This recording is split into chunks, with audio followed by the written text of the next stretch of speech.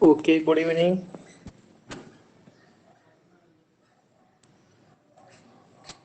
आवाज येतोय का रे माझा? हॅलो, आवाज येतोय का माझा? येतोय सर आवाज. हा, ओके. आज आपण थेरम ऑफ जॉमेट्रिक मीन पाहणार आहोत. भूमितीय मध्याचं प्रमेय. आता याचं स्टेटमेंट बघा. In a right angled triangle the perpendicular segment to the hypotenuse from the opposite vertex is geometric mean of the segments into which hypotenuse is divided. म्हणजेच काटकोन त्रिकोणामध्ये कर्णासमोरील शिरोबिंदूतून कर्णावर टाकलेला जो शिरोलंब आहे किंवा लंब रेषाखंड आहे तो कर्णाचे ज्या दोन भागात विभाजन होते शिरोलंबामुळं त्या दोन भागाचा जॉमेट्रिक मीन असतो, म्हणजे भूमितीय मध्य असतो. बघा पुन्हा एकदा सांगतो. In a right angled triangle, काटकोन त्रिकोणामध्ये, the perpendicular segment to the hypotenuse from the opposite vertex, म्हणजे कर्णासमोरील शिरोबिंदूतून कर्णावर टाकलेला लंब रेषाखंड हा कुणाचा भूमितीमध्ये असतो? त्या लंब रेषाखंडामुळं कर्णाचे जे दोन भाग झाले, म्हणजे कर्ण ज्या दोन भागात विभागला गेला त्याचा जॉमेट्रिक मीन असतो. आता या कृतीत बघा, पी क्यू आर हा काटकोन त्रिकोण आहे पहा, आणि पी आर या कर्णावर पी आर कर्णाच्या समोरचा जो शिरोबिंदू आहे क्यू, या क्यू मधनं असा शिरोलंब टाकलेला आहे. आणि शिरोलंबामुळे कर्णाचं कोणतं दोन भाग झालं? पहिला भाग पी एस आणि दुसरा भाग कोणता झाला? S R. म्हणजे हा क्यू एस हा जो लंब रेषाखंड आहे तो पी एस आणि एस आर या दोन रेषाखंडाचा काय असतो? भूमितीय मध्य असतो. आता तुम्हाला जिओमेट्रिक मीन हा शब्द यापूर्वी असा झाला असेल बघा, ए छेद बी बरोबर बी छेद सी. तिरकस गुणाकार केला तर बी गुणिले बी, बी वर्ग, आणि ए आणि सी चा गुणाकार ए सी, आणि या बी ला आपण काय म्हणतो? जिओमेट्रिक मीन, म्हणजेच भूमितीय काय म्हणतो? मध्य म्हणतो. म्हणजे भूमितीय मध्य याचा वर्ग हा इतर दोन संख्यांच्या गुणाकारा इतका असतो. आता या ठिकाणी तुम्हाला मी सांगितलं क्यू एस कोणाचा भूमितीय मध्य आहे सांगा? क्यू एस हा कोणाचा भूमितीय मध्य आहे? कर्णाचं कोणतं दोन भाग झालं त्यांचा. क्यू एस हा कोणाचा भूमितीय मध्य आहे सांगा? पी एस आणि एस आर. मग हे तर कसं आपण म्हटलं, बी हा ए आणि सी चा भूमितीय मध्य असला की बी चा वर्ग हा ए आणि सी च्या गुणाकारा इतका असतो. मग या ठिकाणी क्यू एस हा भूमितीय मध्य आहे, म्हणजे क्यू एस चा वर्ग हा ज्या दोन रेषाखंडाचा भूमितीय मध्य आहे त्या दोघांच्या गुणाकारा इतका येणार. म्हणजेच आपल्याला क्यू एस वर्ग बरोबर बघा पी एस गुणिले एस आर हे सिद्ध करायचं आहे. समजते का तुम्हाला हे रे? क्यू एस हा पी एस आणि एस आर या दोन रेषाखंडाचा भूमितीय मध्य आहे, याचाच अर्थ क्यू एस चा वर्ग हा पी एस आणि एस आर यांच्या गुणोत्तरा इतका असेल. आता हे स्टेटमेंट मी पुन्हा लिहिण्यापेक्षा तुम्ही एक दोन वेळा वाचा आणि याच्यावरून आपण गिवन आणि टू प्रूव्ह लिहूया. आता या पुस्तकामध्ये गिवन आणि टू प्रूव्ह लिहिलं नाही, डायरेक्ट सिद्धता दिलेली आहे, दिलेला आहे. सांगा बघू आता गिवन मध्ये काय राहणार सांगा बघू. मी इथं लिहितो वर गिवन, आकृती हीच ठेवतो. पहिलंच वाक्य आहे बघा, in a right angled triangle, म्हणजे दिलेल्या काटकोन त्रिकोणामध्ये. कोणता काटकोन त्रिकोण आहे सांगा?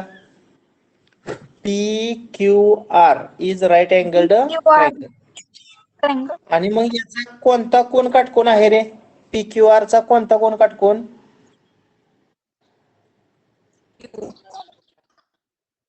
कोण क्यू 90 राईट अंश. ट्रायंगल.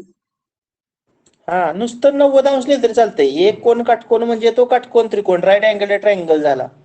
आता पुढे बघा, परपेंडिक्युलर ड्रॉन फ्रॉम किंवा perpendicular segment to the hypotenuse from the opposite vertex. Q या शिरोबिंदूतून पी आर या कर्णावर टाकलेला जो लंब रेषाखंड आहे तो क्यू एस. मग इथं फक्त आपल्याला लंब रेषाखंडाचं नाव लिहावं लागेल. सांगा, लंब रेषाखंड कोणता? क्यू एस इज परपेंडिक्युलर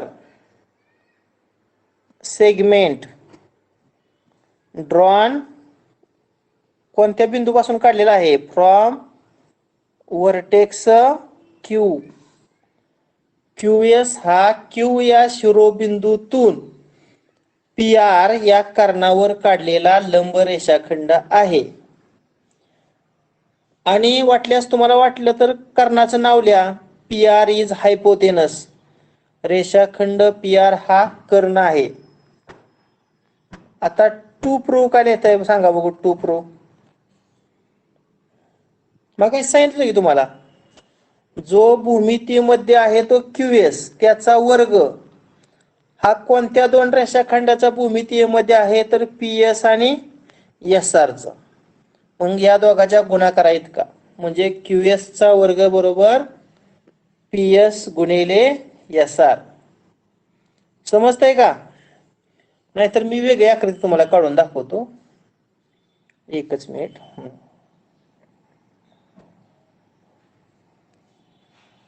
इथं नाव देतो पी, इथं क्यू, इथं आर, इथं काटकोन. सांगा गिवन काय लिहिणार? कोण क्यू किती अंश? 90 डिग्री. 90. ओके. त्यानंतर क्यू पासून काय काढलेला आहे? असा लंब रेषाखंड काढलेला आहे कर्णावर. इथं समजा एस नाव दिलं. Q S he geometric mean of P S आणि एस आर असं एक वाक्य लिहायचं. आणि पी आर इज हायपोटेनस. आता मी सगळं लिहित नाही, महत्वाचं फक्त लिहितो. त्यानंतर काय सिद्ध करायचं आहे त्याला आपण टू प्रो म्हणतो. काय टू प्रो मध्ये येणार? भूमितीय मध्याचा वर्ग म्हणजे क्यू एस चा वर्ग कोणाच्या गुणाकारा इतका असतो रे? कर्णाचं पी एस आणि एस आर हे दोन भाग आहेत, यांचा भूमितीय मध्य म्हणजेच पी एस गुणिले एस आर. आणि शेवटी येणार प्रूफ, सिद्धता. हा, आता आपण परवाच्या तासाला कुठलं थेरम पाहिला रे? Similarity in right angle triangle आहे की नाही? काटकोन त्रिकोणाच्या समरूपतेचं प्रमेय पाहिलेलं आहे. काटकोन त्रिकोणात कर्णावर टाकलेल्या शिरोलंबामुळे जे दोन त्रिकोण तयार होतात ते मूळ काटकोन त्रिकोणाशी व परस्परांशी सिमिलर असतात. मग by theorem of similarity in right angle triangle तीन त्रिकोण समरूप असतात, त्यातला आपल्याला दोन लागणार आहेत. आता हा पहिला आणि हा दुसरा. फक्त इथं आता मी लिहित नाही जागा कमी असल्यामुळं. By theorem of similarity in right angle triangle वरच्या त्रिकोणाचं नाव काय रे? P S Q. Similar triangle Q S R. कोणत्या थिअरम नुसार लिहिलं वाक्य अगोदर? By theorem of similarity in right angle triangle. काटकोन त्रिकोणाच्या समरूपतेच्या प्रमेयानुसार त्रिकोण पी एस क्यू समरूप त्रिकोण क्यू एस आर. समरूप त्रिकोणाच्या संगत बाजू प्रमाणात असतात. Corresponding sides are in proportion. मग कोणती तीन गुणोत्तर समान येणार सांगा पाहू. आता पहिलं गुणोत्तर असणार पी एस छेद क्यू एस. मग लिहितो पहिलं गुणोत्तर पी एस छेद क्यू एस. दुसरं गुणोत्तर कोणतं असणार? एस क्यू आणि एस आर. कुठलं असणार? S Q. एस क्यू म्हणजेच काय रे? एस क्यू उलटल्या. एस क्यू म्हणजेच काय? Q S. आणि एस आर, एस आर तसंच लिहूया. आता आपल्याला तिसरं गुणोत्तराची गरजच नाही पी क्यू आणि क्यू आर ची, कारण जे सिद्ध करायचंय त्यात कुठंही पी क्यू आणि क्यू आर चा उल्लेख नाही. त्यामुळे आपल्याला पहिली दोन गुणोत्तर सफिशियंट आहेत. आता मग तिरकस गुणाकार करा. क्यू एस गुणिले Q S, Q S square, आणि दुसरा गुणाकार पी एस गुणिले एस आर. बघा सिद्ध झालं का? बघा हे सिद्ध करायचे क्यू एस वर्ग बरोबर पी एस गुणिले एस आर. बघा तेच आलं खाली, क्यू एस वर्ग बरोबर पी एस गुणिले एस आर. या थेरमला काय म्हणायचं? कुठला थेरम? थेरम ऑफ जॉमेट्रिक मीन. काय म्हणायचं? भूमितीय मध्याचं प्रमेय. थेरम ऑफ जॉमेट्रिक मीन. अतिशय सोपा असा थेरम आहे. सर्वांना समजला? हो हो हो सर. हा, ओके. आता याच्यापेक्षा महत्वाचं थेरम आता आपल्याला पाहायचं आहे. याच्यापेक्षा महत्वाचा काय? त्या थेरमचं नाव सांगा.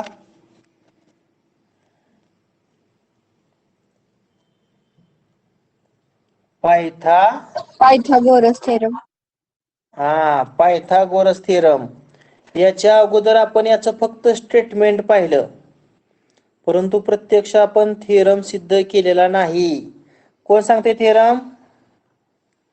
इन अ, बोला,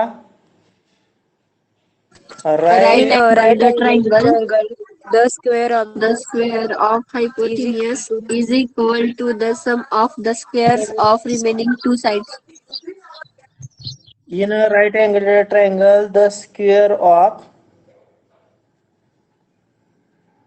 hypotenuse is equal to the, बोला, sum of squares of remaining two sides. बरोबर ना? काटकोन त्रिकोणामध्ये कर्णाचा वर्ग हा उरलेल्या दोन बाजूंच्या वर्गाच्या बेरजेइतका असतो. कोण वाचतंय हे स्टेटमेंट? पायथागोरस थेरमचं स्टेटमेंट कोण वाचतंय आपल्यापैकी? सर वाचू का? आवाज. In a right angled triangle, the square of the hypotenuse is equal to the sum of the squares of remaining two sides. Okay, मराठीत अर्थ कोण सांगतंय या विधानाचा?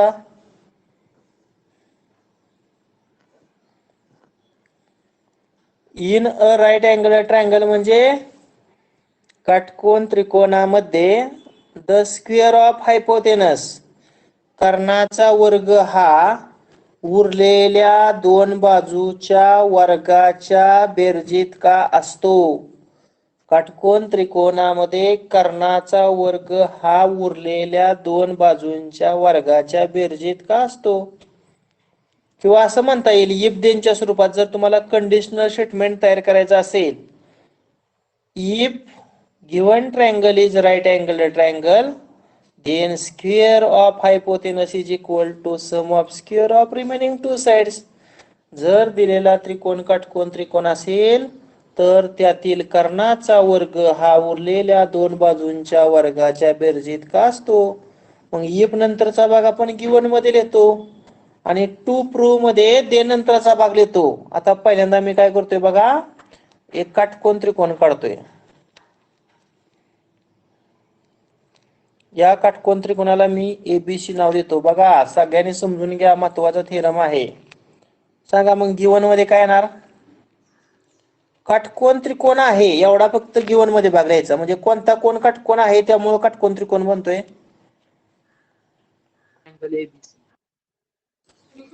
Angle B is equal to 90 degree. आता टू प्रूव्ह मध्ये काय येणार सांगा बघू. टू प्रूव्ह मध्ये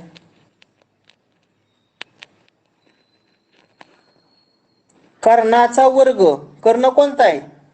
AC. AC चा वर्ग हा उरलेल्या दोन बाजूच्या वर्गाच्या बेरजेत असतो. उरलेल्या दोन बाजू कुठल्या? AB आणि BC. आणि यांच्या वर्गाची बेरीज म्हणजे AB चा वर्ग आणि BC चा वर्ग आणि यांची बेरीज. म्हणजे आपल्याला सिद्ध काय करायचं आहे तर AC वर्ग बरोबर AB वर्ग अधिक BC वर्ग. आता याच्यामध्ये कन्स्ट्रक्शन म्हणजे रचना फार महत्वाची आहे. रचना केल्याशिवाय हे प्रमेय आपल्याला सिद्ध करता येत नाही.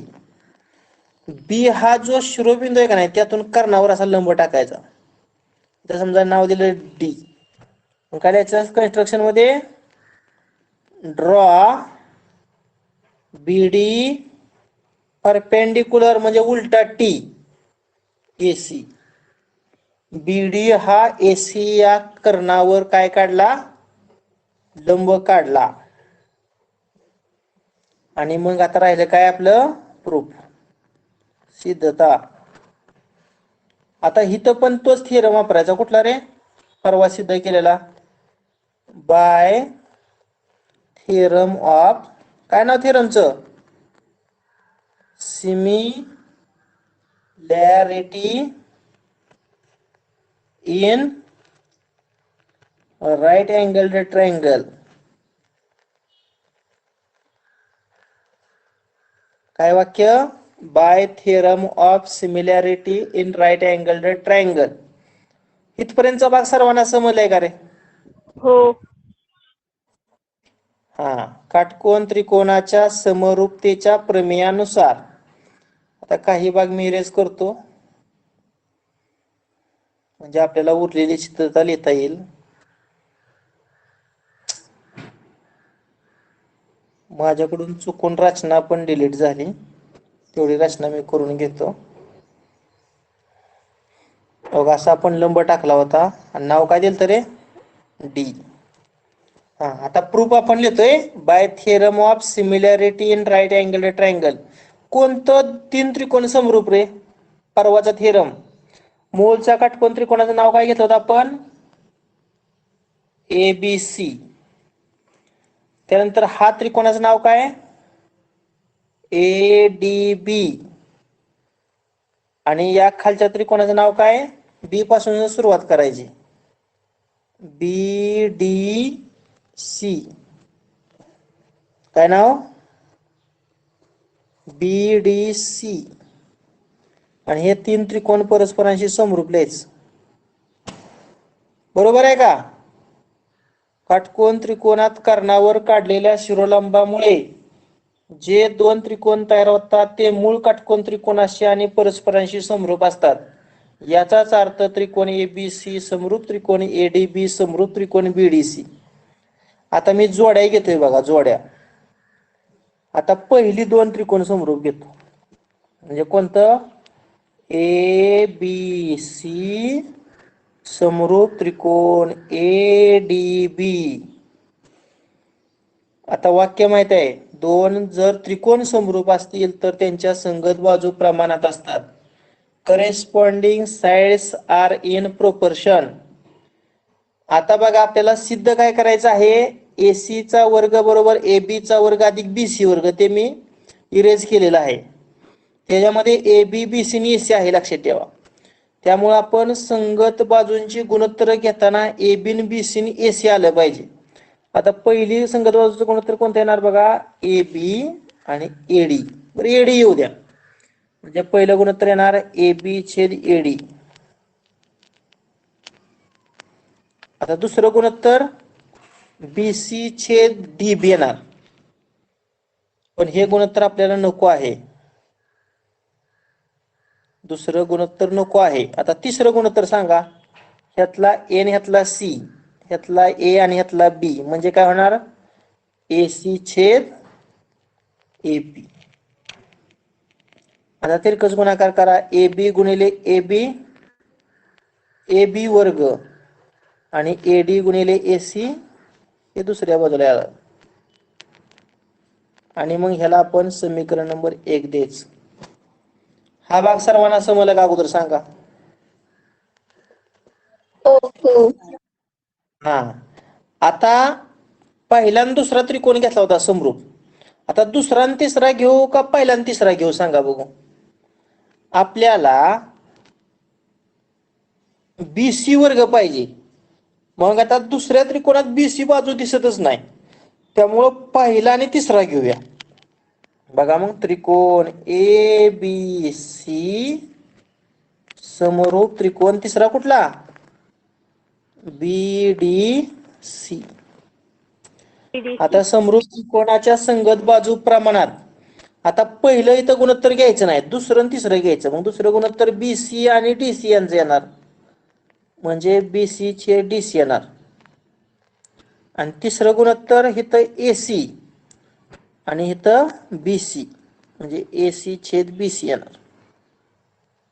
तिरकस गुणाकार करा, बीसी गुणिले बीसी, बीसी वर्ग, आणि दुसरा तिरकस गुणाकार डीसी गुणिले एसी, आणि ह्याला आपण समीकरण नंबर 2 द्यायचं.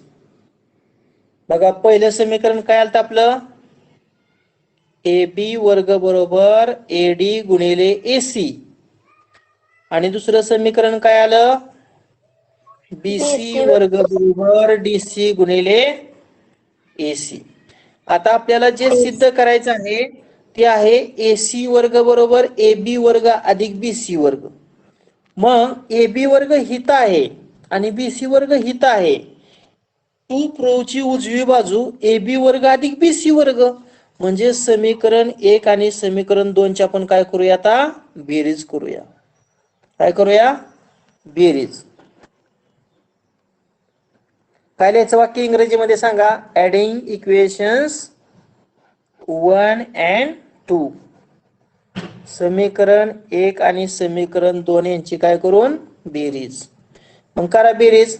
समीकरण 1 ची डावी बाजू ए बी वर्ग,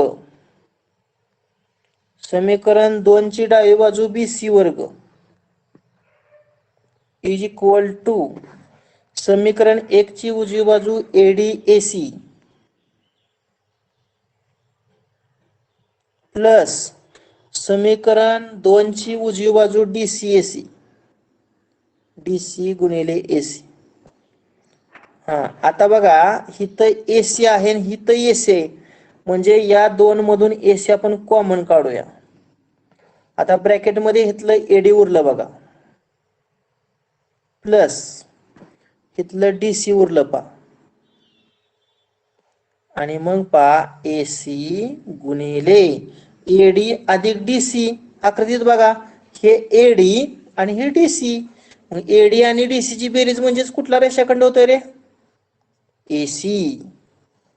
आणि मग एसी गुणिले एसी गुणाकार एसी चा वर्ग. आता फक्त साइड चेंज करा, एसी वर्ग डावीकडे आणा आणि ए बी वर्ग अधिक बीसी वर्ग डावीकडचं उजवीकडे न्या. That is the proof. झालं का सिद्ध? हेच आपल्याला सिद्ध करायचं होतं ना. एसी वर्ग बरोबर ए बी वर्ग अधिक बीसी वर्ग. समजलं का? हो. बघा अतिशय महत्वाचं प्रमेय 2, 3 व 5 वेळा सोडवून बघा, कारण परीक्षेला 90% प्रमेय येण्याची शक्यता असते. हे प्रमेय अजून एक वेळा सांगू, हेच प्रमेय तुम्ही सांगा. हो सर सांगा. बर ओके. हो सर सांगा. आता पहिल्यांदा एक काटकोन त्रिकोण काढतो मी. नाव दिलं ए बी सी. आता पहिल्यांदा गिवन लिहितो. पहिल्यांदा स्टेटमेंट सांगतो. In a right angle triangle, दिलेल्या काटकोन त्रिकोणामध्ये, म्हणजे काटकोन त्रिकोण आहे म्हणून त्याच्या कर्णाचा वर्ग उरलेल्या दोन बाजूच्या वर्गाच्या बेरजेत काय. म्हणजे काटकोन त्रिकोण आहे कशावरून तुम्ही ओळखलं? तर त्याचा एक कोन काटकोन आहे. कोणता कोन काटकोन आहे? बी कोन काटकोन आहे. एवढा भाग फक्त गिवन मध्ये लिहाल तरी चालतोय. आता टू प्रूव्ह मध्ये काय लिहायचं सांगा बघू. कर्णाचा वर्ग म्हणजे कोणाचा? एसी चा वर्ग उरलेल्या दोन बाजूच्या वर्गाच्या बेरजीत का, म्हणजे ए बी चा वर्ग अधिक BC चा वर्ग. आणि त्यानंतर कन्स्ट्रक्शन रचना CONSTRUCTION रचना काय केली आपण? बी बिंदूतून कर्णावर BD हा काय टाकला? लंब काढला. मग इथं लिहायचं draw BD perpendicular on AC. सांगा इथपर्यंतचा भाग तुम्हाला समजलाय का? हो. हो. हा. आता बघा मी सगळं इरेज करतो. मला आकृती आणि टू प्रूव्ह पाहिजे. त्यामुळे तेवढं मी कोपऱ्यात कमी जागेमध्ये लिहितो म्हणजे सिद्धता बसेल. बघा इथं A नाव होतं, इथं B नाव होतं, इथं C असा लंब टाकला होता. इथं नाव दिलं तर D. आता मला फक्त टू प्रूव्ह सांगा काय आहे? टू प्रूव्ह कर्णाचा वर्ग म्हणजे AC चा वर्ग.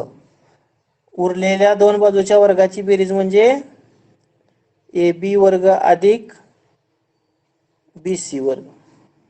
आता बघा प्रूफ लिहितोय मी सिद्धता PROOF प्रूफ. काय वाक्य लिहायचं सांगितलं होतं? By theorem of similarity in right angle triangle.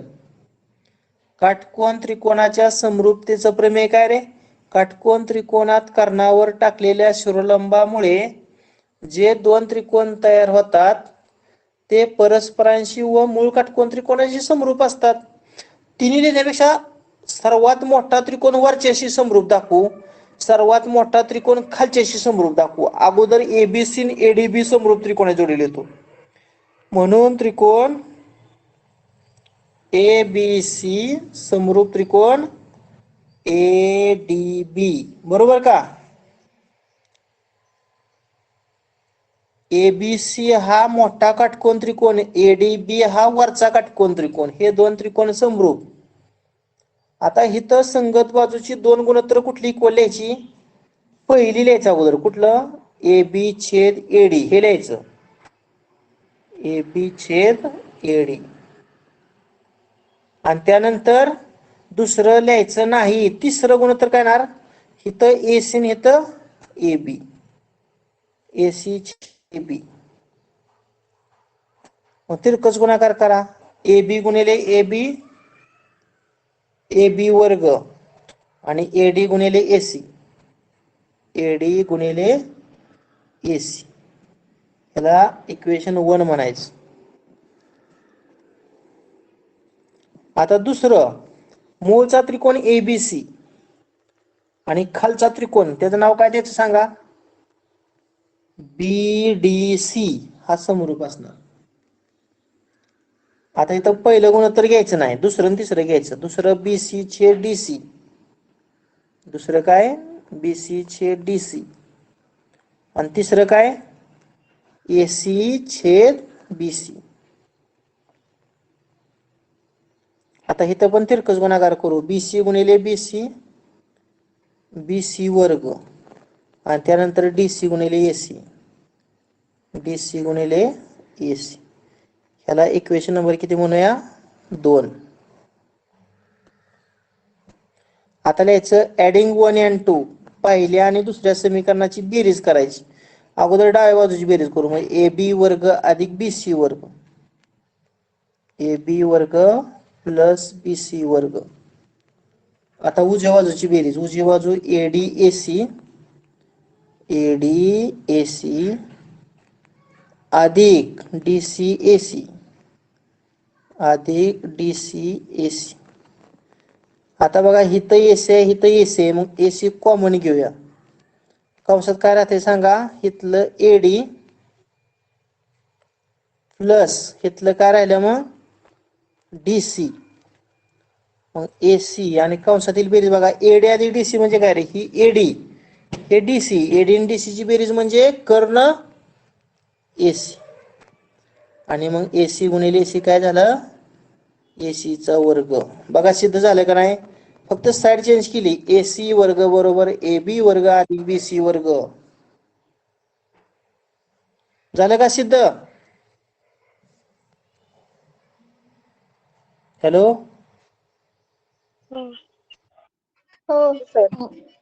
बघा आपण पायथागोरसचा सिद्धांत 2 वेळा सिद्ध केलेला आहे. अतिशय म्हणजे अतिशय महत्वाचा हा सिद्धांत आहे.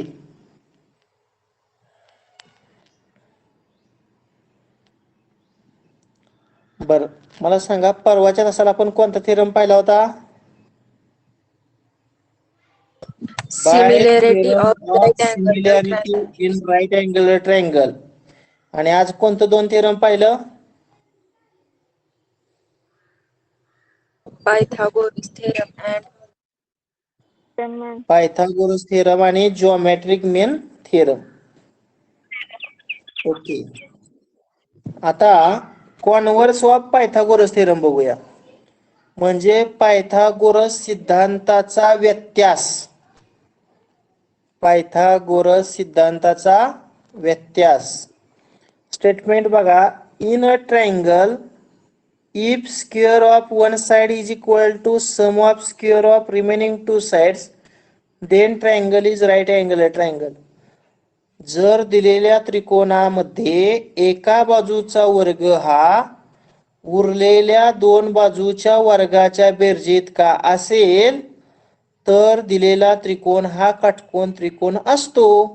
म्हणजे पायथागोरस प्रमेय आणि पायथागोरस प्रमेयाचा व्यत्यास यांच्यात पक्ष आणि साध्य म्हणजे पायथागोरस थेरम मध्ये जे गिवन आहेत ते कॉन्व्हर्स मध्ये टू प्रूव्ह मध्ये येतं.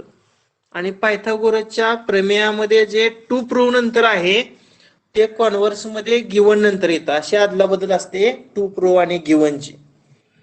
आता बघा इथं मग गिवन काय आहे का, एका बाजूचा वर्ग 2 बाजूच्या वर्गाच्या बेरजेत का, म्हणजे AC चा वर्ग बरोबर AB चा वर्ग अधिक BC वर्ग.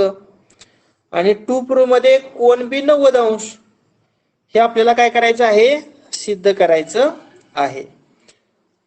आता बघा पहिल्यांदा ABC काटकोन त्रिकोण आहे सिद्ध करायचे, नुसता त्रिकोण काढायचा ABC. आता रचना काय केली बघा, ड्रॉ ट्रायंगल PQR. PQR त्रिकोण असा काढा की AB बरोबर PQ, म्हणजे हा रेषाखंड हा रेषाखंड एकरूप. BC बरोबर QR, ही बाजू आणि ही बाजू एकरूप. आणि कोन Q90 म्हणजे दुसरा जो त्रिकोण काढलाय का नाही त्याचा कोन काटकोन दाखवायचा. आता प्रूफ बघा, in triangle PQR angle Q 90 degree, कोन Q90 आहे. Hence by Pythagoras theorem PQ square is equal to PR square is equal to PQ square plus QR वर्ग. पण आपल्याला कन्स्ट्रक्शन मध्ये लिहिलंय PQ बरोबर AB, म्हणजेच PQ वर्ग बरोबर AB वर्ग ठेवलं. त्यानंतर QR बरोबर BC दिलंय, मग QR वर्ग बरोबर BC वर्ग ठेवलं, म्हणजे AB वर्ग अधिक BC वर्ग. पण आपल्याला गिवन मध्ये काय लिहिलंय, AB वर्ग अधिक BC वर्ग बरोबर AC वर्ग, मग AB वर्ग अधिक BC वर्ग बरोबर AC वर्ग ठेवलं, म्हणजेच PR वर्ग बरोबर AC वर्ग आलं. मग दोन्ही बाजूची वर्गमूळ काढली तर PR बरोबर AC झालं. आणि मग आपल्याला कन्स्ट्रक्शन मध्ये काय दिलं रे, AB बरोबर PQ आणि BC बरोबर QR. आणि आता आपण सिद्ध केलं PR बरोबर AC, म्हणजे ABC च्या 3 बाजू PQR च्या 3 संगत बाजूशी एकरूप आहेत. म्हणून बाबा कसोटीनुसार त्रिकोण ABC एकरूप त्रिकोण PQR. एकरूप त्रिकोणाचे संगत कोण एकरूप असतात, म्हणून कोन B बरोबर कोन Q. परंतु कोन Q 90 अंश म्हणून कोन B सुद्धा 90 अंश. अशा पद्धतीनं कोन ABC 90 अंश आहे हे आपण सिद्ध करू शकतो. आपण कोणता थेरम सिद्ध केला आता, कॉन्व्हर्स ऑफ पायथागोरस थेरम. आता हे पुन्हा एकदा मी व्हाईट बोर्डवर सांगतो, 5 मिनिटं वेळ आहे. असा एक त्रिकोण काढायचा, समजा याला ABC नाव दिलं. अगोदर मला स्टेटमेंट कोण सांगेल रे, in a triangle if square of one side is equal to sum of square of remaining two sides, then given triangle is right angle triangle. एखाद्या त्रिकोणामध्ये एका बाजूचा वर्ग हा उरलेल्या 2 बाजूच्या वर्गाच्या बेरजेत का असेल तर तो काटकोन त्रिकोण असतो. मग गिवन काय ना सांगा, एका बाजूचा वर्ग म्हणजे इथं AC चा वर्ग हा उरलेल्या दोन बाजूच्या वर्गाच्या बेरजेत का, म्हणजे AB वर्ग अधिक BC वर्ग. आणि त्यानंतर टू प्रूव्ह काय साध्य, तर हा कोण 90 म्हणजे B 90 अंश आहे हे सिद्ध करायचे आपल्याला. आता महत्वाची आहे याच्यातली रचना कन्स्ट्रक्शन. कन्स्ट्रक्शन काय करायची, दुसरा त्रिकोण काढायचे बघा ABC सारखा, नाव काय त्याला द्यायचं PQR. असं काढायचं, draw triangle PQR such that AB बरोबर PQ. असा PQR त्रिकोण काढा की ज्याची PQ बाजू ABशी काय असेल एकरूप असेल, ज्याची QR बाजू BC शी एकरूप असेल आणि या PQR चा कोन Q काटकोन असेल. बघा कन्स्ट्रक्शन फार महत्वाचे आहे. असा त्रिकोण PQR काढा, PQ बरोबर AB, QR बरोबर BC आणि PR बरोबर AC. एवढा भाग समजला का तुम्हाला? हो. बर, आता आपण याची सिद्धता लिहूया. 3 मिनिट आपल्याकडे वेळ आहे अजून. माझ्याकडून आकृती डिलीट होते.